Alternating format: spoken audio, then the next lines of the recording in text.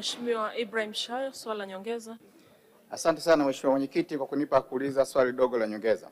Mheshimiwa Mwenyekiti, Moshi mjini ni mji ambao ulikuwa una viwanda vingi sana, lakini sasa hivi Moshi mjini viwanda vyote vimekufa na kusababisha wananchi wale kukosa ajira. Nini kauli ya serikali kuhusu kufufua viwanda hivyo? Majibu Mheshimiwa Waziri. Asante Mheshimiwa Mwenyekiti.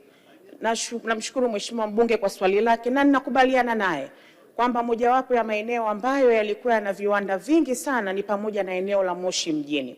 Na kwa kuliona hilo, mwaka na nusu uliopita Mheshimiwa Rais Daktari Samia Suluhu Hassan wakati anafanya ziara katika mkoa wa Tanga alielekeza Wizara ya Viwanda na Biashara kwa kushirikiana na Wizara ya Uwekezaji kufanya tathmini ya viwanda vyote ambavyo vimekufa na kuja na mkakati wa kufufua viwanda hivyo. Ndani ya sekta yetu ya viwanda na biashara tumeanza kuifanya kazi hiyo. Pale Tanga tayari tuna viwanda viwili vimeshafufuliwa na tumekutana na wawekezaji kwenye viwanda karibia 14. Kazi hii pia nimhakikishie Mheshimiwa mbunge itafanyika na Moshi mjini. Moshi mjini kulikuwa kuna viwanda vingi vimekufa, kiwanda cha KNCU, kiwanda cha Kibomach, viwanda vya kahawa, Kiliwood, na kwa kuonyesha dhamira ya serikali tumeshaanza kufanyia kazi. Kuna kiwanda pale cha timba, cha mbao, kuna kiwanda cha viatilifu, kuna kiwanda cha kukoboa kahawa.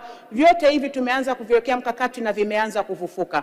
Nikuhakikishie Mheshimiwa mbunge tunatekeleza maelekezo ya Mheshimiwa Rais Daktari Samia Suluhu Hassan, na Moshi pia tumeiweka katika mpango wetu wa miaka 6 wa kuhamasisha viwanda na kufufua viwanda, na tutaenda kuona matokeo hayo kwa kipindi kinachokuja kifupi. Asante Mheshimiwa Mwenyekiti.